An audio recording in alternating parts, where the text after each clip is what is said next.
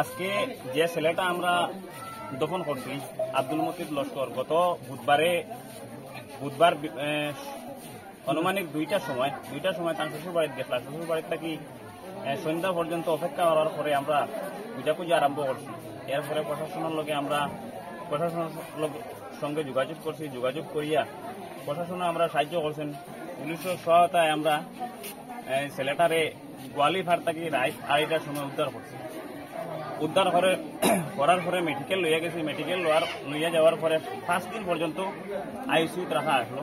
আইসিইউতে রাখার পরে গতকালকে 11টার সময় এই ছেলেটার মৃত্যু হয়েছে।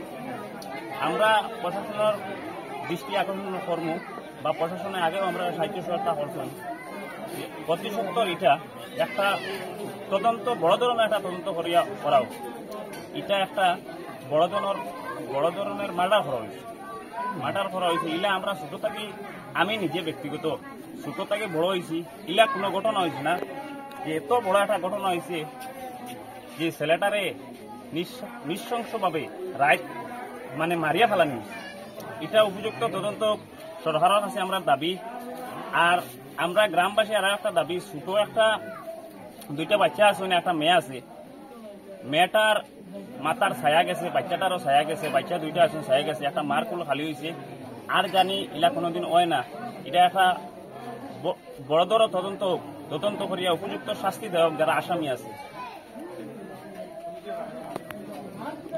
আমি সেই পর্যায়ে কথা হইতেছি আর কি। আজকের যে ঘটনা যেটা আর কি, এই ঘটনাটারে জনমুখে এটা বরদাস্ত ব্যাপার না। যেহেতু একটা পরিবারের উপরে আঘাত না, এটা এলাকার উপরে আঘাত।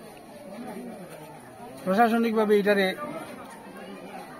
সিবিআই মারফতে হোক আর ক্রাইমের মারফতে হোক, এটা তদন্ত ক্রমে আসলি খুশি যারা আর কি এরারে নির্ধারণ করা হোক বা টুকাইয়া বার করা হোক, এরারে প্রশাসনিকভাবে এরা উপযুক্ত শাস্তির সাজা যেভাবে পায় এটা চিন্তাধারা করার লাগিয়া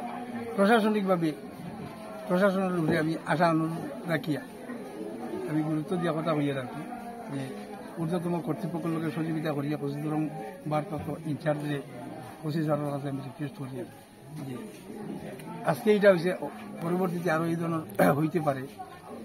এই ধরনের মাফিয়া যারা আছে আর কি, মাফিয়া পার্টিতে কিভাবে দমন করা যায় এবং যে পরিবারটা ধ্বংস হয়েছে, আজকে ছোট 2টা বাচ্চা, একটা ভদ্র মহিলা, এই পরিবারের আর্থিকভাবে মানসিকভাবে সাহায্য সহানুভূতি যেভাবে আয়, যেভাবে এই 2টা বাচ্চার লাইফ ধ্বংস হয়েছে, এই 2টা বাচ্চার লাইফ যে এনজয়মেন্টের পক্ষে সরকারিভাবে এটা অনুমোদন তথা শান্তি কামনার লাগে আমি অনুরোধ করিয়া দেশবাসীর পক্ষে আমি আমার বক্তব্য শেষ করব।